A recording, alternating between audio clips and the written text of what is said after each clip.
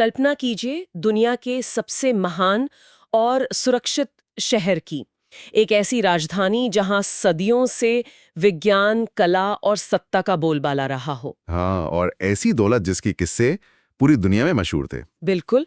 लेकिन जब दुनिया की सबसे क्रूर सेना उस शहर के दरवाजे पर दस्तक देती है, तो उस विशाल साम्राज्य को बचाने के लिए सिर्फ 10,000 थके हारे सैनिक बचते हैं। जो कि अब देखिए, उस वक्त की सुपर पावर के हिसाब से कुछ भी नहीं है। वही तो आज के इस डीप डाइव में हम इस्लामी इतिहास के सबसे खौफनाक और उथल-पुथल भरे दौर में उतरने वाले हैं। ये 7वीं हिजरी शताब्दी, लगभग 13वीं शताब्दी का समय है। और इस दौर के जो दस्तावेज हैं, वो किसी डार्क पॉलिटिकल थ्रिलर से कम नहीं लगते। सही कहा। और आज का हमारा मिशन सिर्फ तारीखें गिनना नहीं है। हमें ये समझना है कि जब एक स्थापित सदियों पुरानी ग्लोबल पावर अचानक ढह जाती है, तो सत्ता से लेकर आम इंसान की मानसिकता तक सब कुछ कैसे तहस-नहस हो जाता है। हाँ, क्योंकि इस पूरे कालखंड को महज एक विनाश या बर्बादी के चश्मे से देखना इतिहास के साथ नाइंसाफी होगी। असल में यह सत्ता के एक बहुत बड़े प्रयोग की तरह है। प्रयोग? वो कैसे? देखिए, जब किसी जगह पर सत्ता का एक विशाल खालीपन, एक पावर वैक्यूम पैदा होता है, तो उसे भरने के लिए जो जद्दोजहद शुरू होती है ना, वो इंसानी फितरत के सबसे हैरान करने वाले पहलुओं को सामने लाती है। अच्छा, मतलब कैसे? मतलब लोग अपनी जान बचाने के लिए कुछ भी कर गुजरने को तैयार हो जाते हैं। बिल्कुल, संकट के समय में कैसे रातों रात कट्टर दुश्मन भी दोस्त बन जाते हैं, और कैसे संस्थाओं का पतन आम नागरिक को भुखमरी के कगार पर ला खड़ा करता है, ये समझना आज के दौर के लिए भी उतना ही जरूरी है। ये बात सच में रोंगटे खड़े कर देती है। मैंने जब स्रोत पढ़े तो ऐसा लगा जैसे हम सत्ता के लालच, धोखे और प्राकृतिक आपदाओं की कोई अनंत सीरीज देख रहे हो। तो कहानी की शुरुआत वहीं से करते हैं, उस एक झटके से जिसने उस समय की पूरी दुनिया को हिलाकर रख दिया था। हाँ, 656 हिजरी यानी 1258 ईस्वी का साल। हलाकू खान और ततारियों, जिन्हें हम मंगोल भी कहते हैं, उनका बगदाद पर आक्रमण। और हलाकू खान का यह हमला कोई आम सैन्य अभियान नहीं था। ये अब्बासी खिलाफत की 500 साल पुरानी रीढ़ तोड़ने वाला प्रहार था। वही, उनकी रणनीति तो शायद सिर्फ जमीन जीतना थी ही नहीं। बिल्कुल नहीं। तातारियों का मुख्य मकसद मनोवैज्ञानिक खौफ पैदा करना था, एक ऐसी दहशत जो आने वाली सदियों तक लोग न भूल सकें। लेकिन यहाँ एक सवाल है जो मुझे बहुत चुभता है। अब्बासी साम्राज्य कोई मतलब छोटा-मोटा राज्य थोड़ी था। ये तो उस दौर का सुपर पावर था ना? हाँ, बिल्कुल, सुपर पावर था, सबसे ताकतवर। तो स्रोतों में ये साफ लिखा है कि जब हलाकू खान की इतनी विशाल सेना बगदाद पहुंची, तो शहर की रक्षा के लिए अंत में केवल 10,000 घुड़सवार सैनिक बचे थे। सिर्फ 10,000। सही बात है, ये आंकड़ा सुनकर किसी को भी हैरानी होगी। वही ना, बाकी सेना कहाँ गई? कुछ अपने इलाकों में वापस जा चुके थे, या उनकी हालत इतनी खस्ता थी कि वो लड़ने लायक ही नहीं थे। ऐसा कैसे हो सकता है कि इतने बड़े साम्राज्य के पास अपनी राजधानी बचाने के लिए फौजी ना हो? वो सारा पैसा कहाँ गया? असल में इस आश्चर्य का कारण सिस्टम का अंदरूनी खोखलापन है। दशकों की राजनीतिक गुटबाजी, भ्रष्टाचार और शासकों की ये गलतफहमी कि हम तो अजय हैं, इसने सेना के पूरे ढांचे को अंदर से गला दिया था। ओह वाह! तो मतलब बाहर से आने से पहले ही सिस्टम गिर चुका था। एकदम। सैनिकों को कई महीनों से वेतन ही नहीं मिल रहा था, जिसके कारण कई लोग खेतीबाड़ी करने लग गए थे या अपने मूल इलाकों में लौट गए थे। बाप रे! जो बचे थे उनके पास शायद हथियार भी नहीं होंगे। वही तो, जो बचे थे उनके पास न अच्छे हथियार थे, न ही कोई मजबूत नेतृत्व।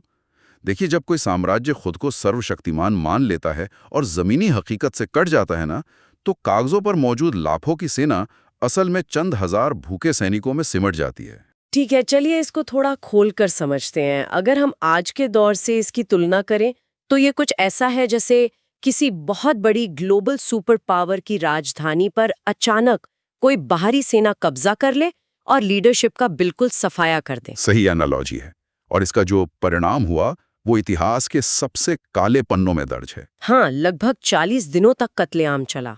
40 दिन? इन दिनों में करीब 20 लाख मुस्लिम मारे गए। बाप रे, 20 लाख की आबादी का सफाया, ये उस दौर के हिसाब से अकल्पनीय है। बिल्कुल।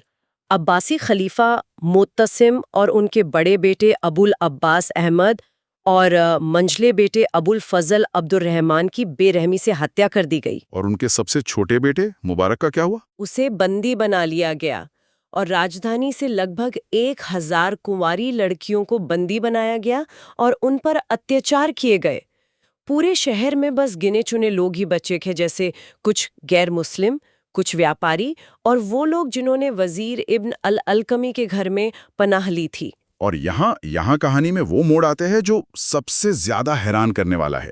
ये जो वजीर इब्न अलकमी थे ना, इन पर तातारियों के साथ मिली भगत का बहुत भारी संदेह था। वही तो, मुझे यही पढ़कर सबसे बड़ा झटका लगा।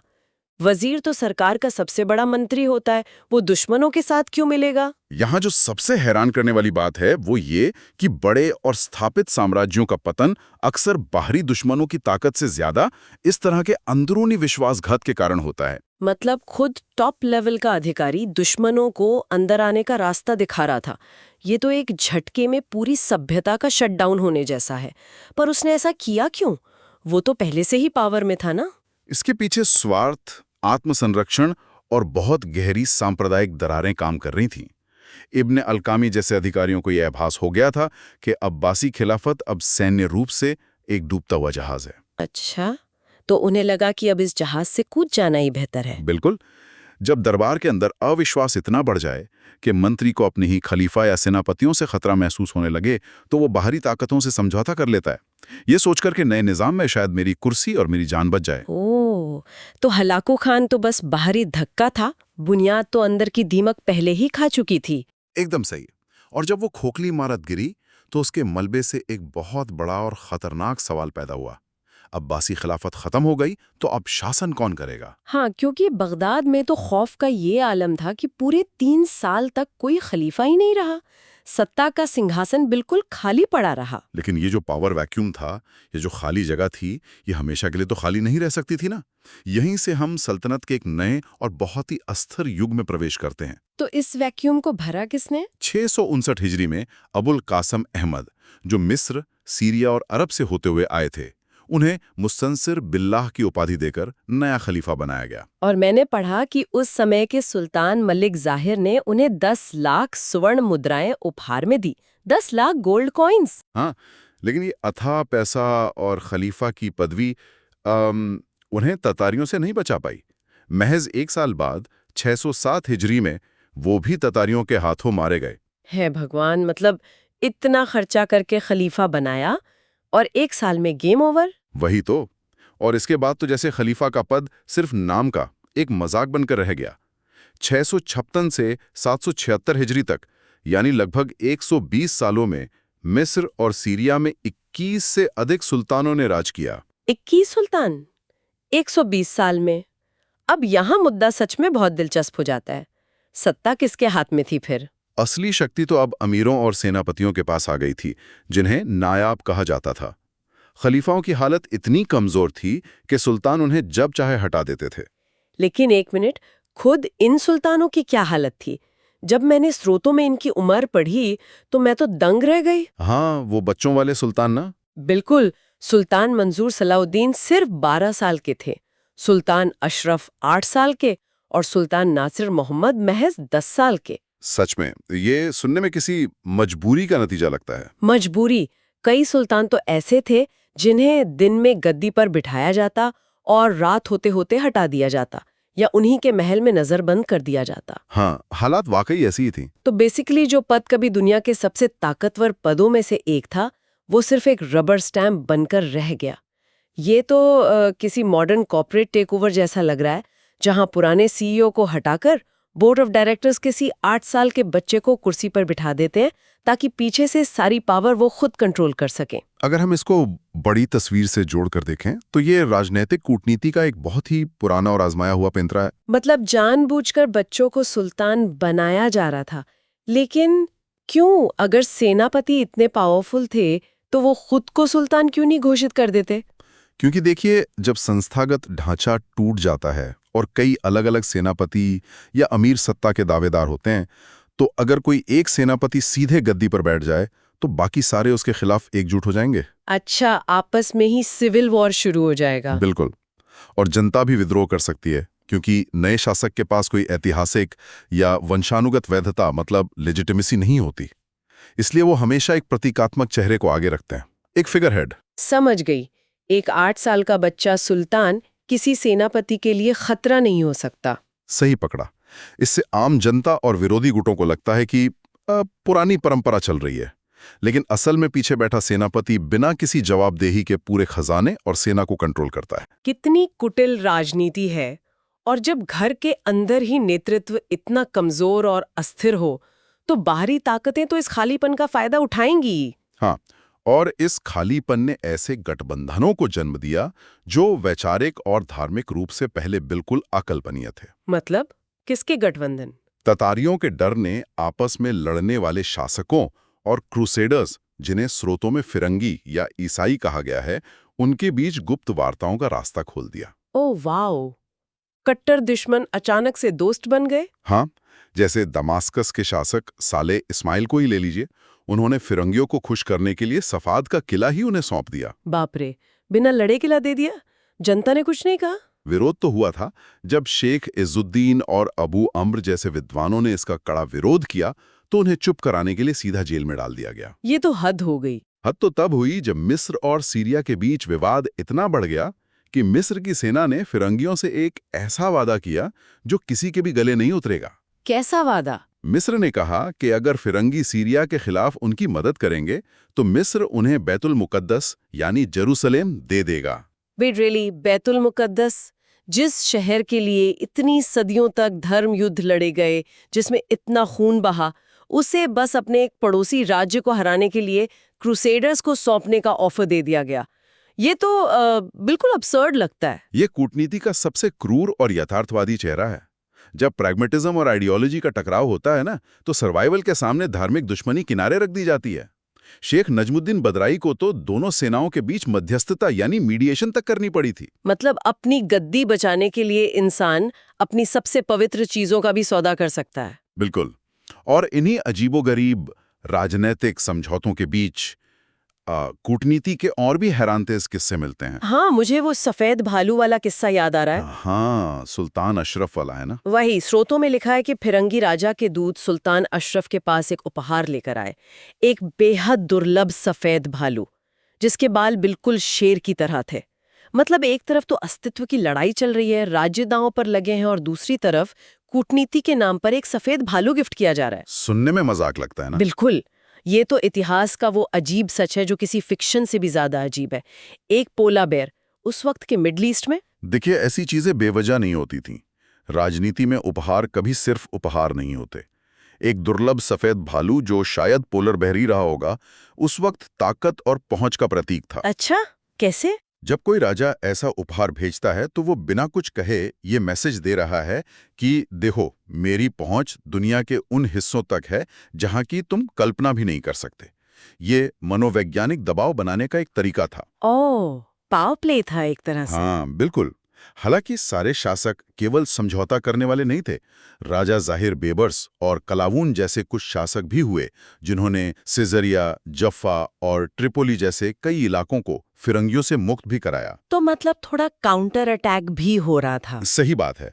और आखिरकार 736 हिजरी में ततारियों का भी पतन शुरू हो गया। कैसे? उन्हें किसने हराया? उन्हें किसी ने नहीं हराया, वो अंदर से टूट गए। उनके एक न्यायप्रिय शासक थे अबू सईद खुदाबंदा। जब उनकी मृत्यु हुई तो आपसी कला और सिविल वॉर ने इस अजेय लगने वाले ततारी साम्राज्य को खंड खंड कर दिया। तरमा, एक तरह से जैसे अब्बासी साम्राज्य आपसी कलह से टूटा, वैसे ही ततारी भी टूट गए। लेकिन इन सब के बीच एक बात मिसिंग लग रही है। क्या? ये राजनीति और महलों की साजिशों की बातें तो ठीक हैं, पर इन 100 सालों में एक आम इंसान की जिंदगी कैसी थी? वो कहाँ था इस सब में? ये एक बहुत बढ़िया सवाल है। इन 100 सालों में आम नागरिक के लिए जिंदगी सिर्फ युद्ध का डर नहीं थी, वो चारों तरफ से हो रहा विनाश था। तो आखिर इस सब का मतलब क्या है? मैंने स्रोतों में पढ़ा कि बस अफवाहों के डर से ही लोग भाग खड़े होते थे। हाँ, खौफ इस कदर हावी था कि अगर बस ये खबर उड़ जाती कि ततारी आ रहे हैं तो लोग डर के मारे अपना घर बार, अपने कीमती सामान कौड़ियों के भाव बेचकर भागने लगते थे। बाप रे! और कौतिया नाम के इलाके का जो जिक्र है, वहां तो ततारियों ने ऐसा विनाश किया कि पेड़ पौधे तक उखाड़ दिए, जमीन को बंजर बना दिया गया। और ये आतंक सिर्फ एक तरफ से नहीं था। 767 हिजरी में अलेक्जेंड्रिया यानी सिकंदरिया पर फिरंगियों का हमला हुआ। करीब 5000 लोग बंदी बनाए गए, भारी लूटपाट हुई और चारों तरफ सिर्फ चीख पुकार थी। लेकिन जहां बाहरी हमले नहीं हो रहे थे, वहां भी शांति नहीं थी। स्रोतों के मुताबिक आंतरिक दंगे भी हो रहे थे। अकीदा यानी मान्यताओं को लेकर हम्बाली और शफाई संप्रदायों के बीच दमास्कस में भयंकर दंगे हुए। हाँ, और उन्हें शांत करने के लिए सुल्तान के प्रतिनिधि टंकिस को वहां आना पड़ा।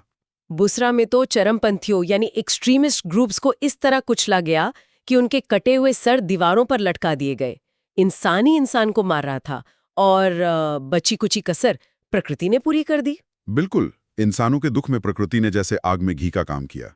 सही में, ये पढ़ते हुए मुझे लगा जैसे किसी हॉलीवुड की end of the world film का प्लॉट चल रहा हो। हरे पेड़ बस सूखी लकड़ियों जैसे दिखने लगते थे। फिर हुक्म पाए, नाइल नदी में ऐसी बाढ़ आई कि शहर के शहर डूब गए। और इसके बाद वो भयानक महामारी। हाँ, प्लेग, एक शहर से दूसरे शहर तक फैलने वाली ऐसी बीमारी जिसमें लाखों लोग तड़पते हुए मरे गए। युद्ध, दंगे, टिड्डियों का हमला, भूकंप, बाढ़ और एपिडेमिक, आम इंसान के लिए तो दुनिया वर्चुअली खत्म ही हो रही थी। ये एक बहुत महत्वपूर्ण सवाल खड़ा करता है। इसे समाजशास्त्र में कंपाउंडिंग डिजास्टर कहा जाता है। कंपाउंडिंग डिजास्टर मतलब एक के बाद एक मुसीबतों का पहाड़। हाँ, पर इससे भी थोड़ा ज्यादा। देखिए, बाढ़ या टिड्डियों का हमला पहले भी होता था, लेकिन जब राजनीतिक ढांचा चरमरा जाता है तो समाज किसी भी प्राकृतिक या आर्थिक झटके को सहने के काबिल नहीं रहता। अच्छा, मतलब क्योंकि सिस्टम नहीं है तो छोटी सी आपदा भी तबाही मचा देती है। एकदम सही। जब संस्थाएं टूट चुकी हैं तो अनाज कौन स्टोर करेगा? बीमारी फैलने पर इलाज कौन देगा? सिस्टम के फेल होने का असली प्रभाव हमेशा हाशिए पर खड़े आम इंसान की भुखमरी और बेबसी में ही दिखता है। ये बात बहुत हिट करती है। हम हिस्ट्री को हमेशा राजाओं के नजरिए से देखते हैं, पर सजा तो पब्लिक काट रही थी। बिल्कुल। तो इस सब के बाद अगर मैं आज के इस डिस्कशन को समेटूं, 7वीं शताब्दी हिजरी का ये कलखंड केवल हार और विनाश की कहानी नहीं है। तो और क्या है? मुझे लगता है ये मानव समाज के लचीलेपन, उसके रेजिलियंस की भी कहानी है। जरा सोचिए, 20 लाख लोगों की मौत, कठपुतली शासकों का दौर, अपने ही पवित्र शहर को सौंपने जैसे अजीब समझौते, और फिर प्राकृतिक आपदाएं। हाँ, इतना सब होने के बाद तो किसी भी सभ्यता को मिट जाना चाहिए था। वही तो। पर इन सब के बावजूद सभ्यता ने खुद को पूरी तरह मिटने नहीं दिया। लोग बचे, उन्होंने वापस शहर बसाए, जिंदगी चलती रही, और उसी के असर से कालांतर में नई चीजें उभर कर आईं। ये ह्यूमन रेजिलियंस का सबसे बड़ा उदाहरण है भाई। बिल्कुल, और यही स्रोतों को पढ़ने का असली फायदा है। पर इस डिस्कशन को बंद करने से पहले हमें इन पुरानी किताबों से निकलकर थोड़ा आज में आना चाहिए। सही कहा, क्योंकि हम अक्सर सोचते हैं कि हमारी आज की दुनिया, हमारे संस्थान, हमारे शहर बहुत सुरक्षित और स्टेबल हैं। हाँ, हमें लगता है इंटरनेट है, मॉडर्न मेडिसिन है, ग्लोबल इकोनॉमी है, तो हम सेफ हैं। पर इतिहास के इस पन्ने को देखकर एक बहुत गहरा सवाल जहन में आता है। आधुनिक समाज की ये स्थिरता, ये स्टेबिलिटी आखिर कितनी मजबूत है? वही सोचिए, अगर हमारे इस आधुनिक बगदाद पर कोई अदृश्य आपदा आ जाए, या कोई नया तातरी साइबर अटैक या बायोलॉजिकल थ्रेट के रूप में हमला कर दे, तो क्या होगा? क्या हमारा सिस्टम उस कंपाउंडिंग डिजास्टर को टिक पाएगा, या हम भी उसी तरह अंदर से खोखले और गुटबाजी के शिकार साबित होंगे जैसे अब्बासी साम्राज्य हुआ था? ये एक ऐसा सवाल है जिसका जवाब हम शायद जानना ही नहीं चाहते। क्या हम उन 8 साल के बच्चों जैसे फिगर हेड लीडर्स के आगे झुक जाएंगे? क्या पैनिक में हम भी कार्टिकिया के लोगों की तरह सब कुछ छोड़कर भागेंगे? इस पर जरूर सोचिएगा।